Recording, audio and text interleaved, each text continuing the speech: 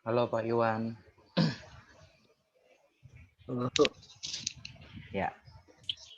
Screen-nya sudah terlihat belum? terlihat Pak. Lihat ya. Oke, kalau gitu kita sambil tunggu ya teman-teman yang lain. Udah 1 menit aja.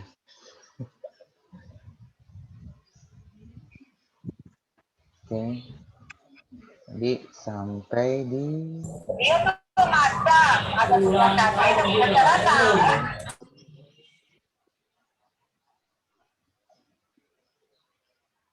Oke, sampai di sini.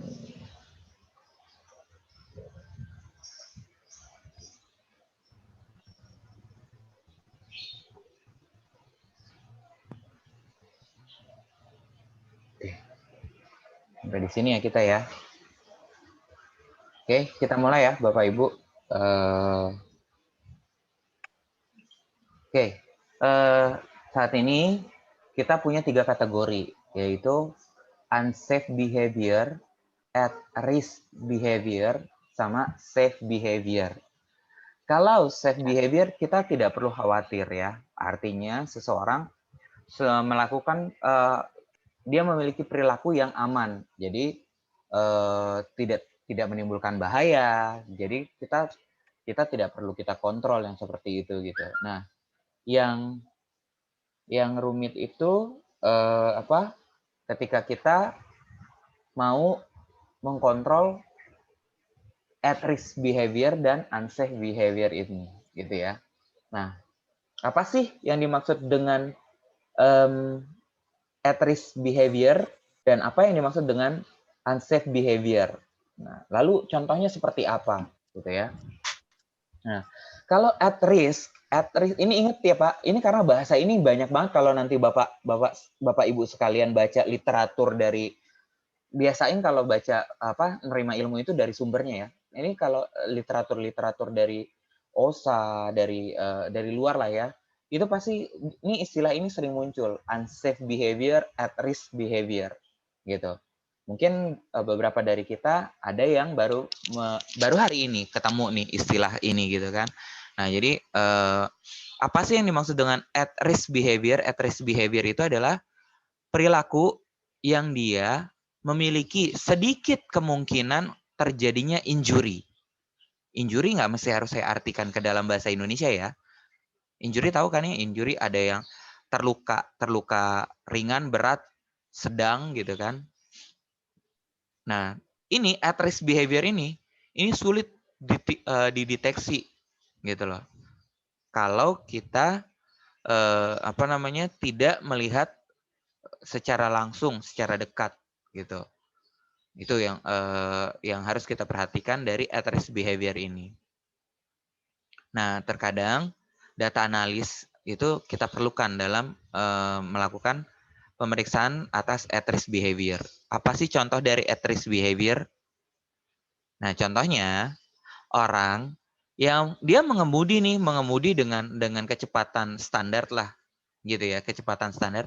Tapi saat dia lagi mengemudi itu sambil memikirkan hal lain, gitu. Nah, seperti itu. Oh iya, lupa. Ini saya harus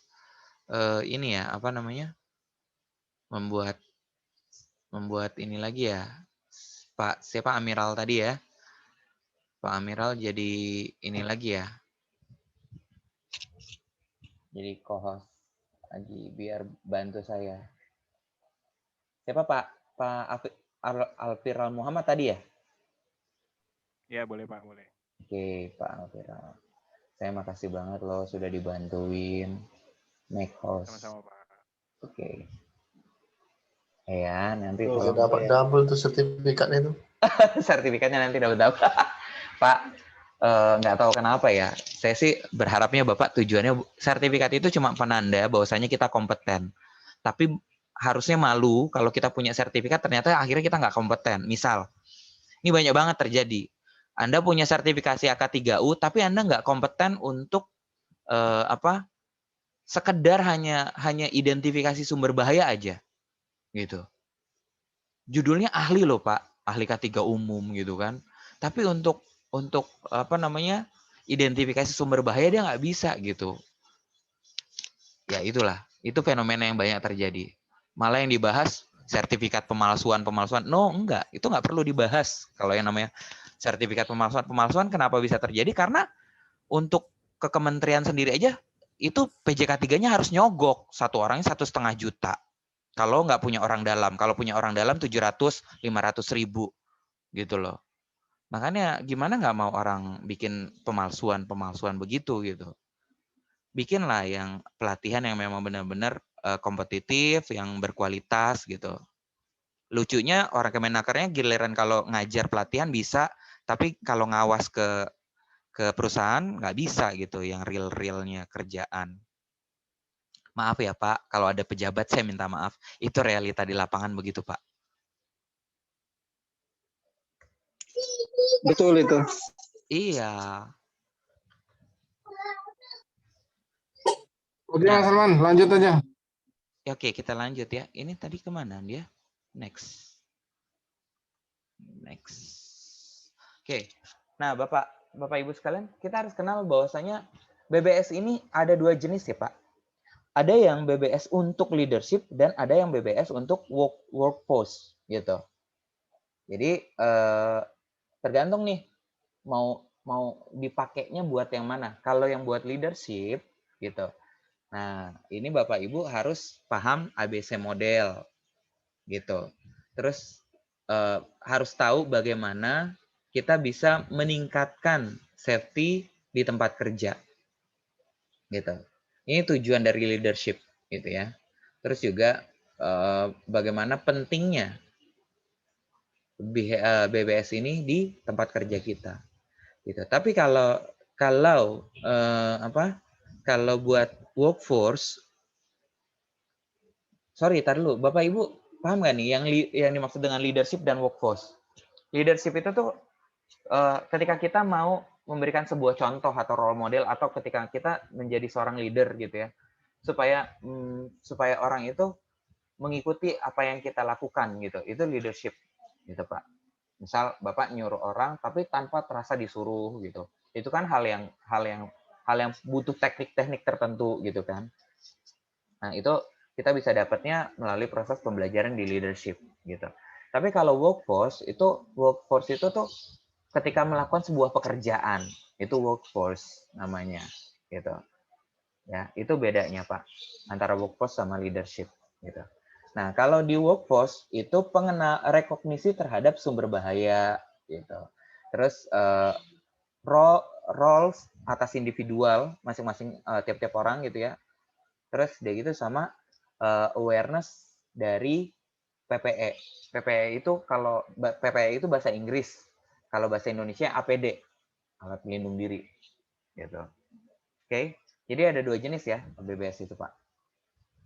Nah, barrier. Ini nih. Ini penghalang-penghalang untuk terciptanya safety behavior di perusahaan. Yang pertama, unskilled worker atau untrained worker. Terus yang kedua, unskilled worker ini ya, tahu ya, pekerja yang tidak terlatih gitu ya. Nah, yang kedua, masalah kepuasan gitu. Ini kepuasan kerja ya maksudnya loh, bukan kepuasan yang lain-lain gitu ya. Kepuasan kerja gitu. Nah, lalu masalah pelanggaran atas pelaksanaan safety gitu. Terus personal choice. Jadi itu udah pilihan personalnya seseorang gitu. Terus budaya. Terus juga tidak efektif dalam penerapan sistem manajemen gitu. Tidak tepat reward. Itu juga bahaya, Pak. Gitu. Itu jadi penghalang nih buat kalau salah-salah kasih reward juga itu. Nah, dalam memberikan reward dilihat ini tipikalnya generasi apa? Generasi baby boomers, apa generasi X, apa generasi Y atau generasi Z? Tiap-tiap dari generasi cara memperlakukannya, memberikan kompensasi dan benefitnya itu berbeda. Begitupun pemberian reward juga berbeda gitu. Supaya tepat sasaran. Terus yang terakhir adalah poor facility dan equipment. Ini buruknya peralatan gitu ya. Misalnya udah tahu itu peralatannya murnya lah yang udah mau copot gitu. Nah, kayak gitu. Itu penghalang-penghalang terjadinya perilaku safety, perilaku aman. 10 penyebab terjadinya kegagalan dalam penerapan BBS. Gitu. Yang pertama, terlalu memaksakan dalam proses pengimplementasiannya. Gitu. Dalam awal-awal kita nggak boleh Pak main paksa-paksa gitu. Ya, caranya nggak gitu. Pertama kali kita nerapin BBS, cara pertama kita nggak bisa langsung forcement gitu, langsung kita tegakin gitu loh. Yang ada nanti orang jadi bingung gitu kan, kayak jadi siksaan. Terus eksklusif fokus on behavior, khusus saja memperlakukannya pada behavior, hanya behavior saja gitu. Padahal kita ada risk, ada hazard juga di sana kan. Nah itu padahal satu kesatuan, nggak bisa diputuskan. Tapi karena lagi BBS udah behaviornya aja yang difokusin, enggak gitu ya. Jangan seperti itu gitu. Terus expertise dan modification capability are externalized. Nah ini Pak, kemampuan ekspertasinya sama modifikasi kemampuannya itu didatangkan secara eksternal gitu. Jadi kalau mau mengubah boleh sih kita mendatangkan pelatihan eksternal gitu ya. Tapi sesudahnya orang sudah di training nih, karyawan kita sudah di training eksternal BBS gitu ya. Habis itu dia harus bisa mentransfer hal tersebut ke perusahaan gitu, ke orang-orang lainnya gitu. Biar kita punya source-nya terus-menerus, terus hidup gitu ya. Jadi ketika dia pun nanti pindah, nggak hanya sekedar mengandalkan karyawan yang pindah tadi gitu. Ada juga karyawan-karyawan yang lain yang sudah diberikan pemahaman tentang BBS tadi gitu. Oke. Utilize to catch unsafe or at-risk act. Terus ini tuh ketidakmampuan kita dalam melihat unsafe action atau at-risk action. Gitu. Terus lack of prioritas action plan. Ini kurangnya prioritas terhadap action plan. Falling in love with the methodology. Ini kan karena kenapa dia kurang kenapa kurang diprioritaskan action plan-nya, karena terlalu cinta sama metodologi. Jadi mikirin metode yang tepat apa gitu. Nah, ini terlalu cinta sama metode juga itu bisa membuat program BBS hancur. BBS dinilai hanya sebagai strategi saja, itu juga keliru ya Pak. Using the information to discipline, menggunakan informasi untuk mendisiplinkan. Nah, ini juga terlalu membuat pendisiplinan itu juga nanti bisa menyebabkan kehancuran terhadap BBS. Low knowledge, rendahnya pengetahuan, terus sama unrealistic expectation, ekspektasi yang tidak realistis gitu ya. Nah, itu 10 penyebab yang bisa membuat BBS hancur. Tadi yang bikin hancur, nah sekarang yang bikin sukses. Nah, yang bikin sukses, kita harus punya fundamental science dari behavior. Terus berhati-hati dalam pemilihan perilaku ya. Terus target checklistnya juga dilihat. Gitu. Terus kita juga harus sudah terlatih dan knowledgeable ketika kita menjadi observer. Gitu. Terus yang kelima, harus mampu mengobservasi hazard dan perilaku. Gitu. Yang keenam, kita jadi role model nih. Sebagai pimpinan kita jadi role model, baik itu manajer maupun supervisor. Yang ketujuh, harus bisa menganalisis dampak. Gitu ya. Analisis dampak terhadap safety.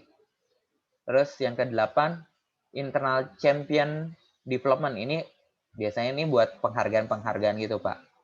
Gitu. Nah, yang kesembilan, banyak bertanya daripada ngasih tahu. Lebih baik banyak bertanya. Tanya, menurut Bapak Ibu sekalian, bagaimana penerapan misalnya mengemudi forklift dengan lambat, apakah sudah diterapkan di perusahaan kita dengan secara menyeluruh atau belum gitu. Nah, itu kan ketimbang kita nyuruh gitu loh. Kalau nyuruh harus mengemudikan forklift tidak boleh melebihi 10 km per jam gitu. Nah, itu kan nyuruh tuh, Pak. Itu jadi kita harus lebih banyak bertanya daripada nyuruh-nyuruh gitu, daripada ngasih tahu tadi gitu ya. Nah, yang ke-10, more positive reinforcement. Jadi kita harus lebih mampu membuat reinforcement yang positif gitu.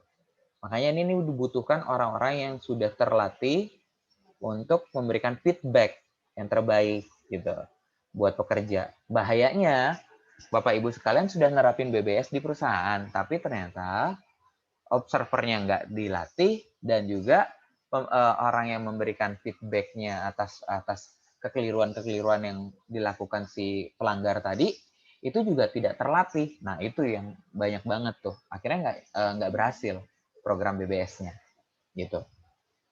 Oke. Nah, ini tadi Bapak Ibu udah dengar ya model ABC gitu kan. Nah, ini yang dimaksud model ABC.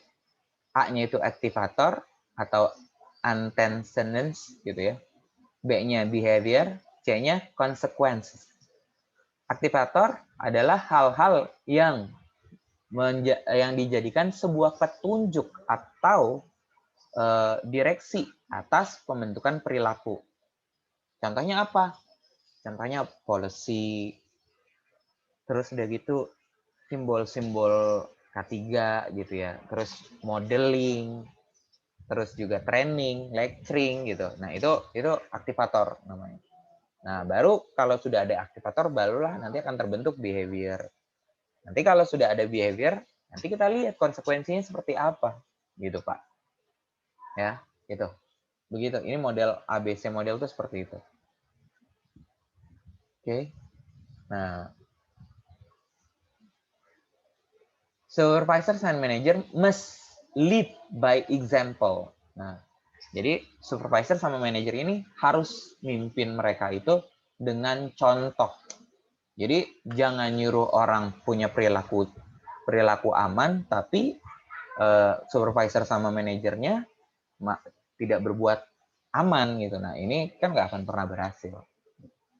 Pertanyaannya, apa sih bedanya attitude sama behavior? Nah, attitude itu adalah cara berpikir, a way of thinking gitu ya. Nah, attitude itu ini masuknya ke intangible asset. Bapak Ibu sekalian kalau punya pegawai yang attitude-nya itu sangat berperilaku terhadap keselamatan kerja, itu aset intangible, aset berharga perusahaan gitu ya. Kenapa? Karena dia bisa menularkan perilaku tersebut kepada teman-teman yang lain sehingga dia menjadi hal yang positif, membawa dampak yang positif gitu. Nah, kalau behavior adalah what people do atau how do they act. Behavior itu apa yang orang lakukan atau bagaimana orang melakukan. Itu behavior. Jadi attitude sama behavior itu beda ya. Gitu. Oke, sampai di sini behavior dan attitude jelas ya. Nah, ada dua faktor pembentukan supaya orang memiliki perilaku yang baik. Itu Hesberg dia memiliki dua faktor, ada faktor hygiene sama faktor motivator. Faktor hygiene yang rendah akan menimbulkan ketidakpuasan kerja. Faktor motivator yang tinggi akan menimbulkan kepuasan kerja. Faktor hygiene. Mana yang dimaksud faktor hygiene? Terus mana yang dimaksud dengan faktor motivator? Ini Pak, faktor hygiene. Faktor hygiene itu motivasi kerja intrinsik. Gitu ya. Apa aja? Pengakuan kerja, pencapaian kerja, kemungkinan untuk tumbuh, kemungkinan untuk maju, pekerjaannya itu sendiri. Kalau rendah nih, ya dirasa rendah sama pekerja kita, itu akan menimbulkan ketidakpuasan kerja. Nah, terus ada lagi faktor motivator. Faktor motivator itu apa? Ini, motivasi kerja ekstrinsik. Gaji, pengawasan teknis, kondisi kerja, status, kepastian kerja. Kalau ini bernilai tinggi, maka akan menimbulkan kepuasan kerja. Begitu. Itu apa namanya? Itu teorinya gitu ya, Pak, Bu. Untuk kan kita lagi bahas behavior tuh, perilaku gitu. Oke.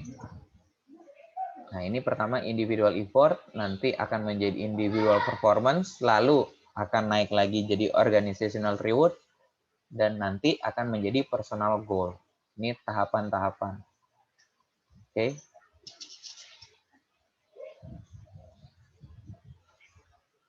Nah, tadi kan ngomongin lagging indikator, lead indikator gitu ya. Nah, apa sih yang menjadi lagging indikator atau apa sih yang menjadi lead indikator? Nah, ini. Lagging indikator ini contoh sesuatu yang kita ukur, terlihat pengukurannya gitu ya.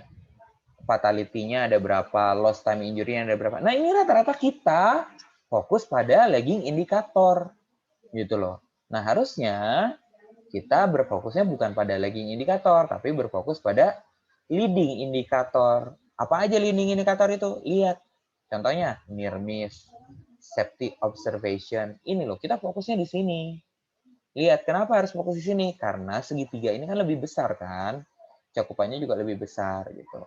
Nah, di dalam safety observation, ini ada yang namanya drill record, ada yang namanya safety discussion, sama critical equipment integrity.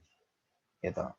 Nah, hal-hal ini yang harus kita kelola gitu ya di leading indicator.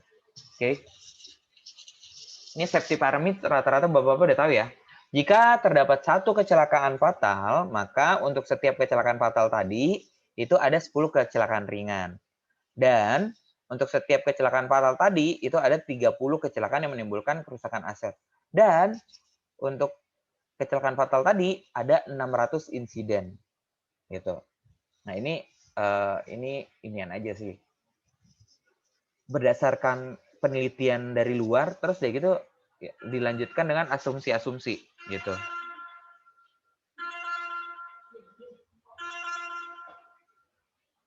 Dilanjutkan dengan asumsi-asumsi. Nah, selanjutnya, ini ada yang mau ditanya tentang lagging indikator sama leading indikator? Kalau nggak ada, saya lanjut ya. Lanjut. Oke. Jadi paham ya lagging indikator sama lead indikator ya, Pak, Bu? Siap, paham.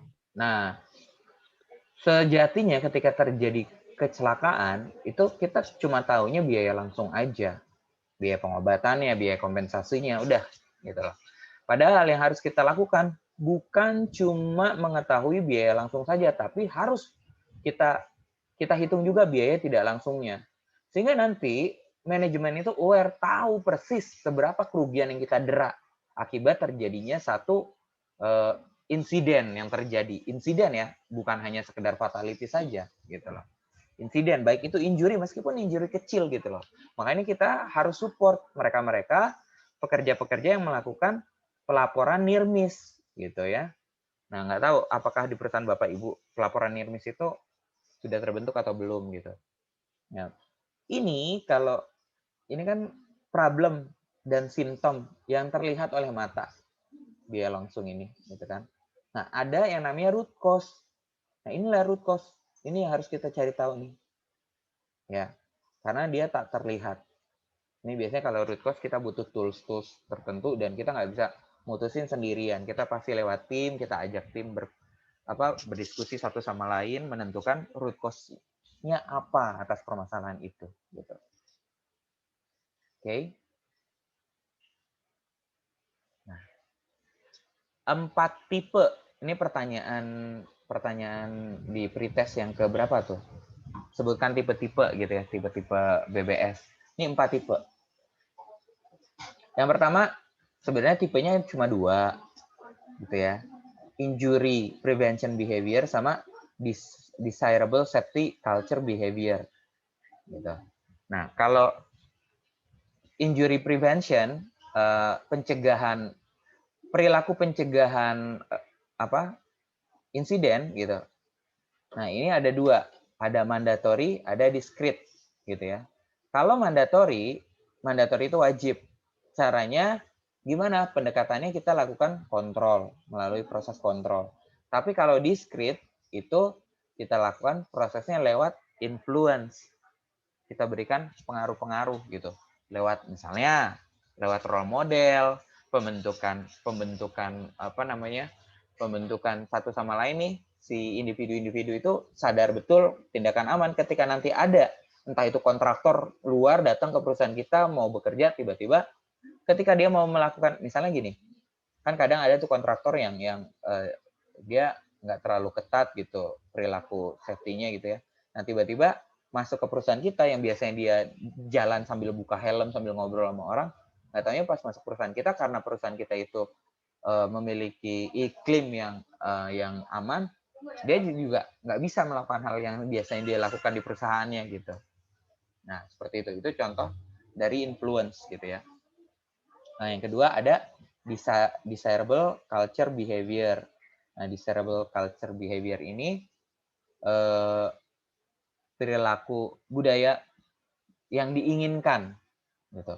Nah kalau kita menginginkan sesuatunya itu secara wajib gitu ya. Nah itu kita melakukan proses kontrol. Tapi kalau kalau discrete gitu, ini kita melalui proses influence gitu. Oke, ini sampai di sini tipe safety behavior jelas tidak Pak, Bu? Oke, kalau nggak ada pertanyaan, jadi kalau ada pertanyaan langsung open mic aja ya. Nah, seperti tadi saya bilang, ada tahapan-tahapannya ketika kita mau merubah. Misalnya perusahaan kita ini belum punya behavior safety gitu ya Pak, Bu. Nah, kita mau nerapin, nggak bisa langsung proses reinforcement gitu loh, langsung terapin, tek, apa hukumannya, apa sanksinya, nggak bisa langsung begitu kita mainnya gitu ya. Yang pertama, kalau pekerja kita itu not interested, dia nggak tertarik dan belum tertarik. Nah, caranya kita harus gimana? Caranya kita harus memberikan informasi-informasi gitu. Pemberian informasi. Nah, step selanjutnya dia tidak yakin tentang prospek BBS gitu. Nah, caranya gimana supaya mereka yakin? Kasihlah mereka kesempatan untuk mempertimbangkan pro dan kontraknya, positif dan negatifnya dari sebuah perubahan, gitu. Jadi biarkan mereka yang memberikan pertimbangan, gitu loh. Nah, ketika step selanjutnya mereka sudah siap untuk berkembang. Nah, kalau mereka sudah siap, itu nggak langsung reinforcement Pak Bu. Kita lakukan proses diskusi. Bagaimana cara memproses sebuah behavior yang sudah kita sepakati bersama tadi untuk dirubah. Gitu. Nah, baru langkah selanjutnya, kalau dia sudah mulai action, baru kita reinforcement. Nah, kalau sudah reinforcement, next step-nya bagaimana cara mempertahankannya, maintenance-nya. Ya lewat reinforcement juga, ketika itu tidak dilakukan, apa hukumannya, apa sanksinya, gitu. Jadi, nggak langsung serta-merta kita menuju ke reinforcement gitu, ngomongin sanksi gitu, tidak, gitu ya. Ada step-stepnya, ini step-stepnya Pak Bu. Oke. Nah, ini contoh lah. Ini contoh ketika health promotion. Ini kita lakukan health education, ini policy, regulasi sama policy dan regulasi di perusahaan gitu ya. Nah ini diteruskan ke reinforcement faktornya apa, enable faktornya apa, predisposing faktornya apa gitu. Nah nanti dari tiga hal ini, inilah yang akan membentuk behavior and lifestyle gitu. Dan juga ini dipengaruhi oleh lingkungan gitu. Baru bisa timbul yang namanya kesehatan kerja gitu. Nah, kesehatan kerja itu ada dua jenis ya, Pak. Ada occupational health dan occupational medicine gitu. Nah, kalau occupational health ini biasanya bercerita tentang perhitungan pajanan gitu. Oke, waktu sudah habis. Thank you, Pak. Kita selesaikan dulu ya, nanti kita kirim lagi.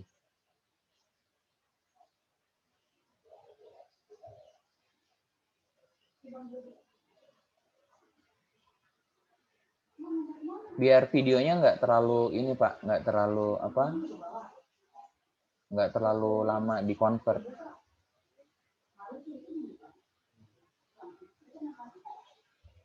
Oke, nanti kita sambung di sesi ketiga ya Pak. Ini proses convert dulu.